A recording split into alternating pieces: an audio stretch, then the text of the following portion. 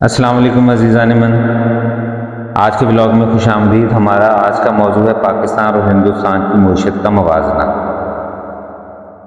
ہمارا روز اول سے جس ملک کے ساتھ موازنہ اور مقابلہ کیا جاتا ہے وہ ہے ہندوستان۔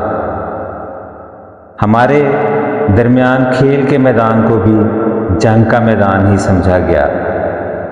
اس کی وجہ دونوں ملکوں کے درمیان ہونے والی جنگیں اور ایک دوسرے کو فتح کرنے کی خواہش تھی، لیکن پاکستان کو معاشی میدان میں ہندوستان پر برتری حاصل تھی۔ 1980 کی دہائی تک بھی پاکستانی کرنسی ہندوستان کے مقابلے میں ڈبل تھی۔ اس کی وجہ یہ تھی کہ 1947 میں بر صغیر کی تقسیم کے بعد کے ابتدائی سالوں میں پاکستان کی معیشت بھارت سے خاص طور پر اس لیے بہتر تھی کہ 1950 اور 60 کی دہائیوں میں پاکستان کی ایسی کاروباری شخصیات تھیں جنہوں نے ملک کی معیشت میں اہم کردار ادا کیا۔ آئیے دیکھتے ہیں کہ یہ شخصیات کیسے ترقی کرتی گئیں اور پھر کیسے سیاسی اور طاقتور مافیاز نے معیشت کو نقصان پہنچایا۔ ساتھ ہی بھارت کی معاشی ترقی کا جائزہ لیتے ہیں کہ انہوں نے 1990 کے بعد معاشی اصلاحات کے ذریعے کیسے پاکستان سے زیادہ ترقی کی۔ پاکستان کے ابتدائی دور کے کاروباری ٹائکونز میں سہگل فیملی کا نام سر فہرست ہے۔ سہگل فیملی کی قیادت غلام فاروق سہگل فیملی نے کی، جنہوں نے ٹیکسٹائل، سیمنٹ اور انشورنس میں بڑا نام کمایا۔ اس کے بعد آدم جی داؤد نے ٹیکسٹائل اور انشورنس میں سرمایہ کاری کی اور پاکستان کے ابتدائی بڑے گروپس میں شامل ہوئے۔ میاں حبیب اللہ کی قیادت میں حبیب بینک پاکستان کے مالی نظام میں مرکزی کردار ادا کرتا رہا۔ سہگل گروپ کے کوہ نور ونگ نے چودھری محمد سعید سہگل کی قیادت میں ٹیکسٹائل سے بزنس شروع کیا اور اس کے بعد شوگر، سٹیل اور ایڈیبل آئل کی صنعت میں بھی قدم رکھا۔ بیکو کا نام پوری دنیا میں جانا جاتا تھا، جس کی بنیاد چودھری محمد صدیق نے بٹالہ انجینئرنگ کمپنی کے نام سے رکھی۔ بیکو میں اس دور میں ایسی مصنوعات بنتی تھیں جن کو دیکھنے کے لیے جرمنی، جاپان، کوریا جیسے ممالک سے ڈیلیگیشنز آیا کرتے تھے، اور پاکستان کی یہ مصنوعات دنیا بھر میں پاکستان کا نام روشن کر رہی تھیں، اور یہ انڈسٹری شاید ایشیا کی سب سے پہلی اور سب سے بڑی انجینئرنگ کمپنی تھی۔ داؤد گروپ کے احمد داؤد نے ٹیکسٹائل، انشورنس اور صنعتی کاروبار میں قدم رکھا۔ والکا گروپ نے جوٹ ملز اور ٹیکسٹائل کے بڑے کاروبار کو پاکستان کی پہچان بنایا۔ سید بابر علی نے پیکیجز لمیٹڈ کی بنیاد رکھی، جو پیکیجنگ اور کنزیومر آئٹمز میں نمایاں تھا اور آج بھی اپنی خدمات پاکستان کے لیے پیش کر رہا ہے۔ ہوٹلنگ کے شعبے میں ہاشوانی گروپ کا نام ایک بڑے ٹائکون کے طور پر ابھر کر سامنے آیا، اور پھر اس کے بعد انہوں نے ریئل اسٹیٹ کے کاروبار میں بھی اپنی پہچان بنائی۔ پرل کانٹیننٹل کے نام سے ان کے ہوٹلز پاکستان میں بڑے ہوٹلز کے طور پر جانے جاتے ہیں۔ بھوانی گروپ نے بھی ٹیکسٹائل اور شوگر کے کاروبار میں بہت نمایاں نام کمایا، لیکن افسوس کی بات کہ 70 کی دہائی میں ان کاروباری خاندانوں کو سیاسی عدم استحکام اور بھٹو حکومت کے تحت صنعتوں کی قومیت کا سامنا کرنا پڑا۔ بڑی صنعتوں کو نیشنلائز کر لیا گیا اور قومی ملکیت میں لے لیا گیا، جس سے ان خاندانوں کو شدید نقصان پہنچا۔ ان کا اعتماد ختم ہو گیا اور بیرونی سرمایہ کاری بھی رک گئی، کیونکہ نیشنلائزیشن کے بعد ہر کسی کو یہ خطرہ محسوس ہونے لگا کہ ہم اگر پاکستان میں صنعت کاری کریں گے تو ہماری صنعتوں کی کوئی گارنٹی اور کوئی سیکیورٹی نہیں ہے۔ بعد میں کرپشن اور سیاسی مداخلت نے طاقتور ایلیٹس اور مافیاز کو معیشت پر قابض کر دیا، جنہوں نے منی لانڈرنگ اور غیر قانونی ذرائع سے دولت بنائی۔ اس کے نتیجے میں کاروباری ترقی رک گئی اور ملک سے سرمایہ باہر منتقل ہونا شروع ہو گیا۔ 1980 اور 90 کی دہائیوں میں سیاسی بیوروکریسی اور اسٹیبلشمنٹ کی گرفت بڑھ گئی۔ کئی سیاستدانوں، اسٹیبلشمنٹ کے لوگوں اور بیوروکریسی کے لوگوں نے بے شمار کرپشن کے ذریعے دولت کمائی اور ملکی معیشت کو نقصان پہنچایا۔ انہوں نے اپنے بچوں کو تعلیم دلوانے کے لیے غیر ممالک میں بھیجا، اپنی فیملیز کو باہر سیٹل کرنے کی ریس لگ گئی، اور ان لوگوں نے اپنے سے پہلے ریٹائر ہونے والے شخص سے زیادہ دولت کمانے کی کوشش کی کہ اگر اس نے اتنی دولت کمائی ہے تو میں اس سے زیادہ دولت کما کر باہر اس سے زیادہ جائیدادیں بناؤں۔ جبکہ بھارت نے 1990 کی دہائی کے بعد معاشی اصلاحات کی وجہ سے کاروباری طبقے کو اوپر اٹھایا۔ کچھ ایسے نام ہیں جو تقسیم سے پہلے کے ہیں، لیکن کچھ کاروباری گروپ بعد میں معرض وجود میں آئے۔ ان میں سر فہرست ٹاٹا گروپ ہے۔ JRD ٹاٹا اور بعد میں رتن ٹاٹا کی قیادت میں یہ گروپ اسٹیل، آٹو موبائل اور IT کے شعبے میں نمایاں خدمات انجام دے رہا ہے۔ ریلائنس گروپ، جو کہ امبانی فیملی کی ملکیت ہے، دھیرو بھائی امبانی اور ان کے بیٹے مکیش امبانی کی قیادت میں یہ گروپ پیٹرو کیمیکلز، ٹیلی کمیونیکیشن اور ریٹیل میں بڑا نام ہے۔ برلا گروپ بھی کمار منگلم برلا کی قیادت میں سیمنٹ، ٹیکسٹائل اور مالیاتی خدمات میں بڑا مقام رکھتا ہے۔ گوتم اڈانی نے بندرگاہوں، توانائی اور مائننگ کے شعبے میں بڑے کاروبار قائم کیے۔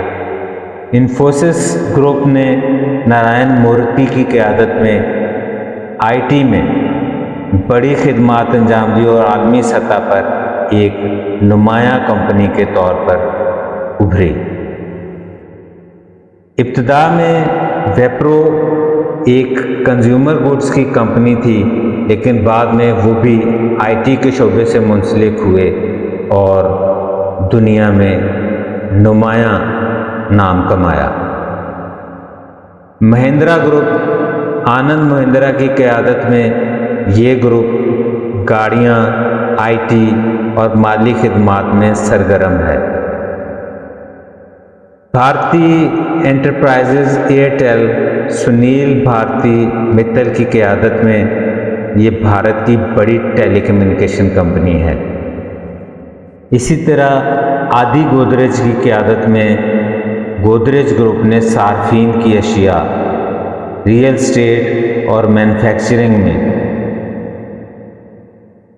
بڑا نام کمایا۔ ویدانتا ریسورسز، انیل اگروال نے مائننگ اور دھاتوں کے شعبے میں بڑی کمپنی قائم کی۔ یہ وہ کمپنیز ہیں یہ وہ گروپس ہیں جن کی ایک ایک کمپنی کے اثاثے پاکستان کے ٹوٹل ریزرو سے زیادہ ہیں اور پاکستان کے ایک سال کے بجٹ سے زیادہ ہیں۔ پاکستان 1970 کی دہائی کے بعد نیشنلائزیشن کی پالیسیوں کی وجہ سے سیاسی عدم استحکام اور کرپشن کی وجہ سے ترقی نہ کر سکا، جبکہ بھارت نے معاشی اصلاحات کی، عالمی منڈیوں میں خود کو مضبوط کیا، جس سے بھارتی کاروباری طبقے کو تیز رفتار ترقی ملی۔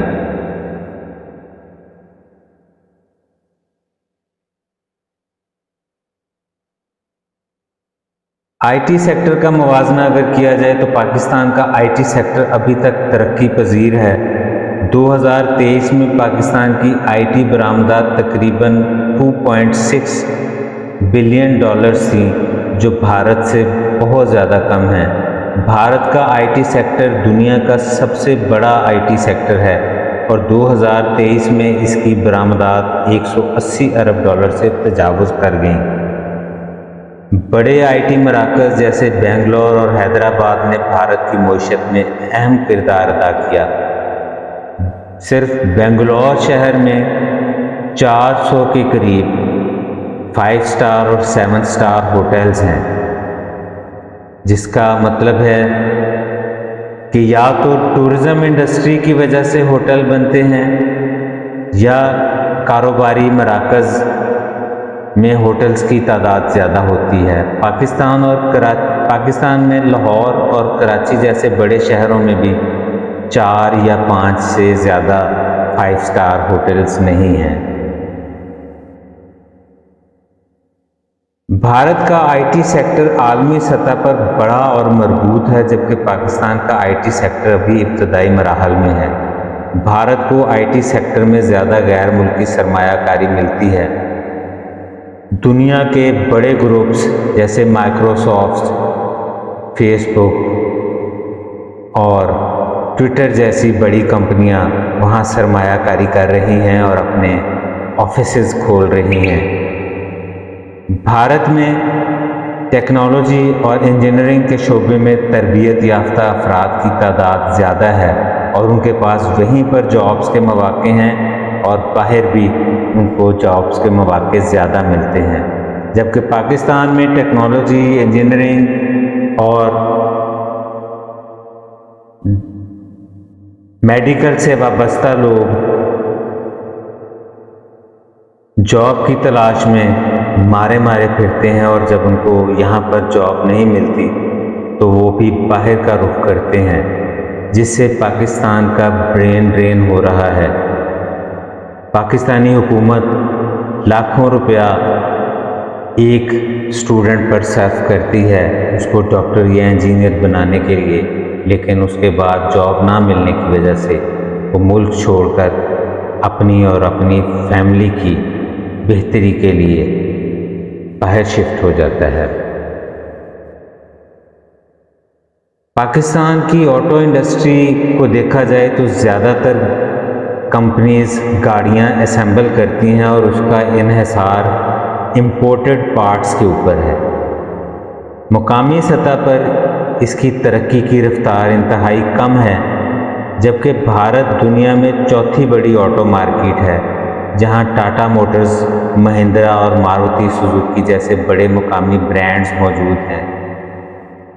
بھارت چھوٹی گاڑی کی تیاری میں عالمی لیڈر کے طور پر جانا جاتا ہے۔ کنزیومر آئٹمز میں بھی پاکستان کا انحصار یونیلیور اور پروکٹر اینڈ گیمبلر جیسی کمپنیوں کے زیر تسلط ہے۔ مقامی کمپنیوں کو سرخ فیتہ آگے بڑھنے سے روکے رکھتا ہے۔ پاکستان میں پروڈکشن انتہائی مہنگی ہے، جس کی وجہ سے یہاں کنزیومر گوڈز میں بھی کوئی سرمایہ کاری کرنے کے لیے تیار نہیں ہوتا۔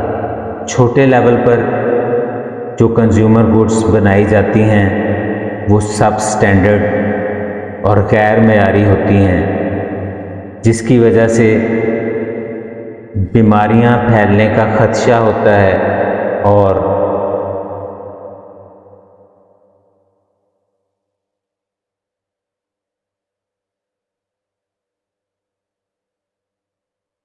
وہ کمپنیز پاکستان میں اپنے بزنس کو زیادہ پھیلا رہی ہیں۔ پاکستان میں بینکاری نظام نے ترقی ضرور کی، لیکن نان پرفارمنگ لونز اور سیاسی مداخلت کی وجہ سے مسائل کا شکار رہے۔ بڑے بڑے سیاسی مافیاز نے اپنے لونز معاف کروائے، جبکہ بھارت کا بینکاری نظام زیادہ ترقی یافتہ ہے اور ڈیجیٹل بینکاری کے ذریعے مالی شمولیت میں اضافہ ہو رہا ہے۔ پاکستان میں شرح سود بھی عام طور پر زیادہ ہوتی ہے، جس سے کاروباری حضرات اور صارفین کو قرضے لینا مشکل ہو جاتا ہے۔ بھارت میں شرح سود نسبتاً کم ہوتی ہے، جس سے کاروباری قرضوں میں اضافہ ہوتا ہے اور معیشت میں سرمایہ کاری بڑھتی ہے۔ شرح خواندگی کا موازنہ کیا جائے تو پاکستان میں شرح خواندگی تقریباً 59% ہے، جس میں شہری اور دیہی علاقوں کے درمیان بہت زیادہ فرق ہے۔ ان میں وہ لوگ بھی شامل ہیں جو صرف اپنے دستخط کر سکتے ہیں، جبکہ بھارت کی شرح خواندگی 77% ہے اور ابھی تعلیمی اصلاحات اور حکومت کی پالیسیوں کی وجہ سے مسلسل بہتری آ رہی ہے۔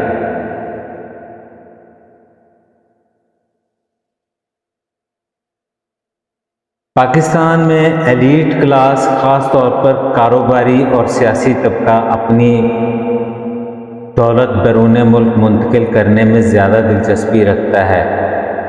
دبئی، یورپ اور امریکہ میں جائیدادیں خریدنا عام ہے۔ اس سے پاکستان کی معیشت کو نقصان پہنچا، کیونکہ سرمایہ ملک میں رہ کر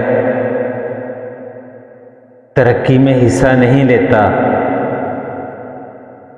کئی امیر پاکستانی دوہری شہریت رکھتے ہیں اور اکثر اپنا وقت بیرون ملک گزارتے ہیں۔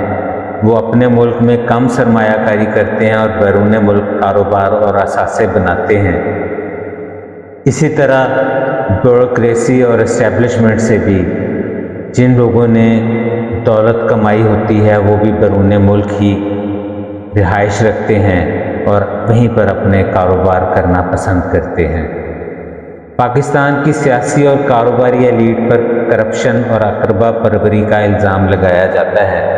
ان کی ذاتی دولت جمع کرنے کی ترجیحات نے قومی ترقی کو پیچھے چھوڑ دیا ہے، جس کی وجہ سے معیشت کو کافی نقصان پہنچ رہا ہے۔ بلکہ نوجوان نسل تو ان تمام کاروباری شخصیات، بیوروکریسی کے لوگوں اور اسٹیبلشمنٹ کے لوگوں کو ایسٹ انڈیا کمپنی کی طرز پر جانتے ہیں، کہ جو پاکستان سے پیسہ اکٹھا کرتے ہیں اور اس کو بیرون ملک لے جا کر اپنے کاروبار بڑھاتے ہیں۔ جبکہ بھارت میں کاروباری طبقے کی حب الوطنی پر کسی کو شک نہیں۔ بھارتی کاروباری طبقہ، خاص طور پر ٹاٹا، امبانی اور اڈانی جیسی بڑی کاروباری شخصیات، اپنے ملک کی ترقی کے لیے زیادہ وفادار سمجھے جاتے ہیں۔ اگرچہ ان کے عالمی سطح پر کاروباری مفادات ہیں، وہ بھارت میں بڑی سرمایہ کاری کرتے ہیں، جس سے ملک کی معیشت کو فروغ ملتا ہے۔ بھارتی کاروباری طبقہ عالمی سطح پر کاروبار کرنے کے باوجود بھارت میں تعلیم، صحت اور انفراسٹرکچر اور فلاحی کاموں میں سرمایہ کاری کرتا ہے، جو کہ ملک کی ترقی میں اہم کردار ادا کرتی ہے۔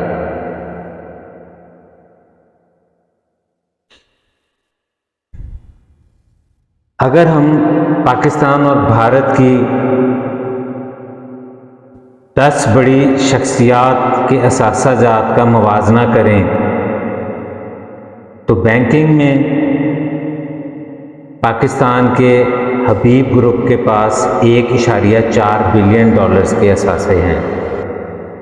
فرٹیلائزر میں فوجی فرٹیلائزر کمپنی کے پاس 1.2 بلین ڈالر کے اثاثے ہیں، جبکہ OGDCL 1 بلین ڈالر کے اثاثوں کی مالک ہے۔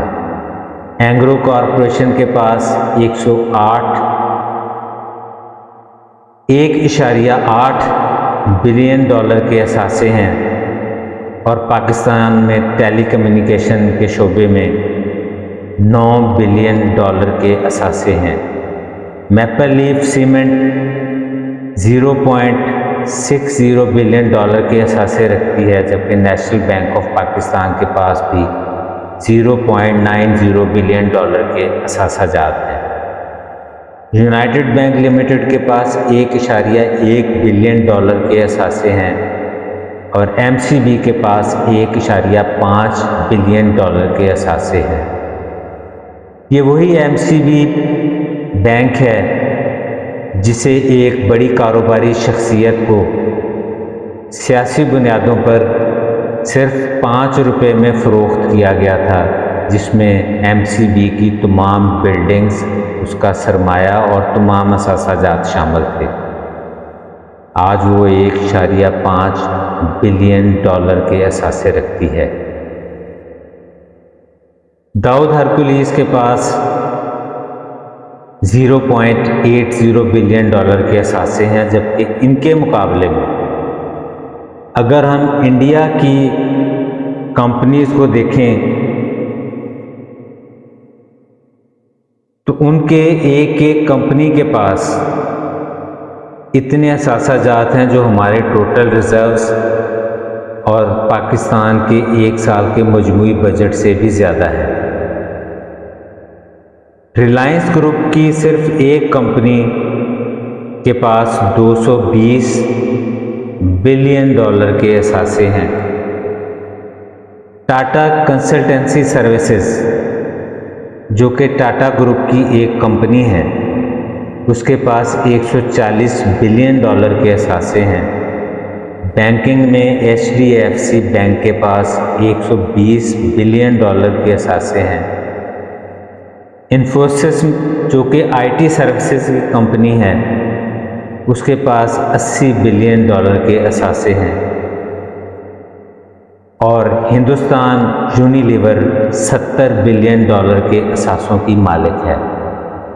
اڈانی گروپ کے پاس بھی 75 بلین ڈالر کے اثاثہ جات ہیں، جبکہ ٹیلی کمیونیکیشن میں بھارتی ایئرٹیل کے پاس 50 بلین ڈالر کے اثاثے ہیں۔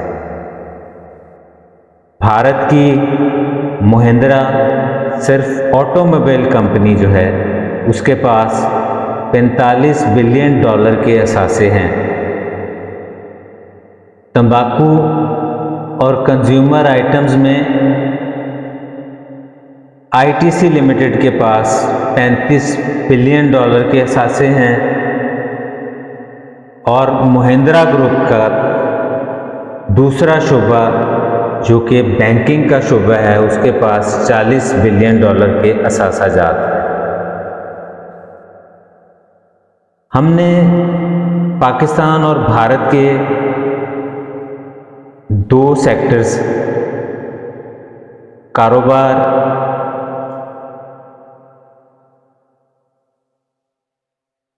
پاکستان کے 2 سیکٹرز میں اثاثہ جات کی تفصیل تو دیکھی، لیکن ایک تیسرا بڑا سیکٹر جس میں 70 کی دہائی تک پاکستان اور بھارت ایک دوسرے کے مد مقابل چل رہے تھے، وہ تھا فلم اور آرٹ کا شعبہ۔ لیکن بدقسمتی سے ضیاء الحق کی نام نہاد اسلامائزیشن نے اس شعبے کو بری طرح نقصان پہنچایا۔ آج اگر ہم اس شعبے میں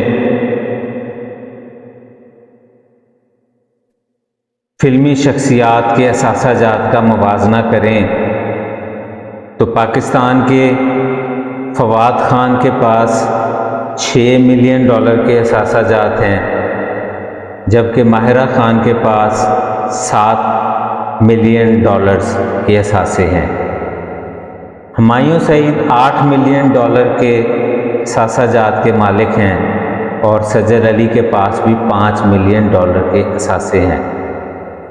عاطف اسلم سب میں سر فہرست ہیں جن کے پاس 22 ملین ڈالر کے اثاثہ جات ہیں، جبکہ شان شاہد کے پاس ان سے کچھ کم 20 ملین ڈالر کے اثاثے ہیں۔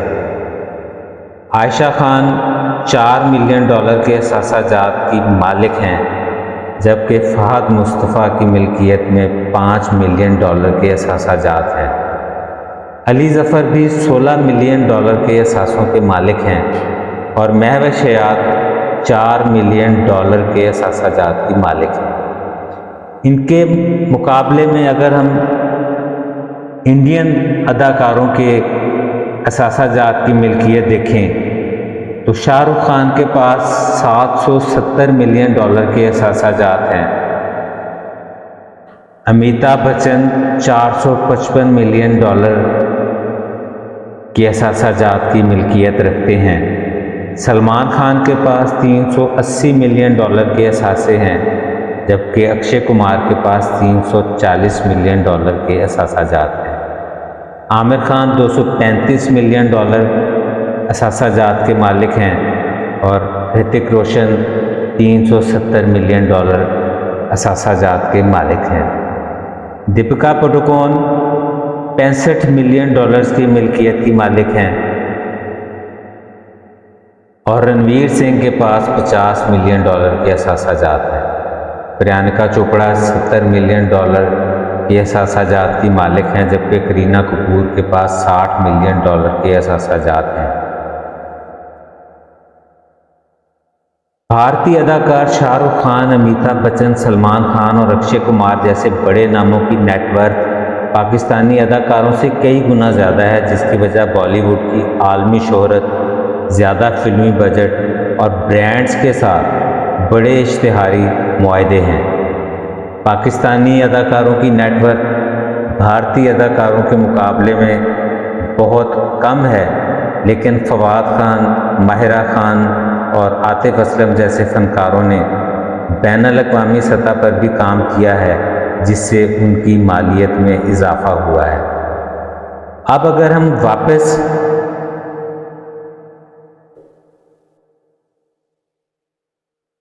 بڑے کاروباری گروپس کی طرف جائیں تو اس کے موازنے میں بھی یہی نتیجہ نکلتا ہے کہ پاکستان اور بھارت کی ایلیٹ کلاس کے رویے میں بہت بڑا فرق ہے۔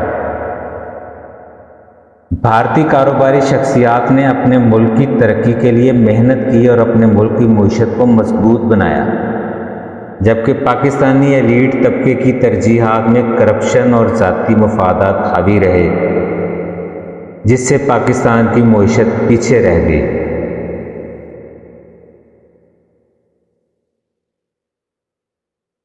ہمارا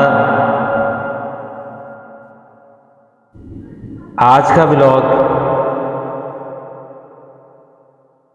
اگر آپ کو پسند آیا تو اس کو لائک کیجیے گا اور شیئر ضرور کیجیے گا تاکہ یہ زیادہ سے زیادہ لوگوں تک انفارمیشن پہنچے۔ اس کے علاوہ چینل کو سبسکرائب کیجیے گا تاکہ آپ کو اس طرح کی مزید ویڈیوز ملتی رہیں۔ اس ویڈیو کو بنانے کا مقصد صرف یہ تھا کہ پاکستان اور ہندوستان میں کوئی فرق نہیں، دونوں ایک ہی قوم ہیں، لیکن 47 میں جب الگ ہوئے تو پاکستان کی ترقی یقیناً ہندوستان سے زیادہ تیزی سے بڑھ رہی تھی۔ وہاں سے آنے والے لوگ یہاں کی سڑکیں، یہاں کی گاڑیاں، یہاں کی بلڈنگز کو دیکھ کر پریشان ہوا کرتے تھے اور پاکستان سے مصنوعات خرید کر لے جانا ایک بڑے اعزاز کی بات سمجھا جاتا تھا، جو لوگ پاکستانی اشیاء کو استعمال کرتے تھے۔ لیکن آج افسوس کا مقام ہے کہ ہم پاکستانی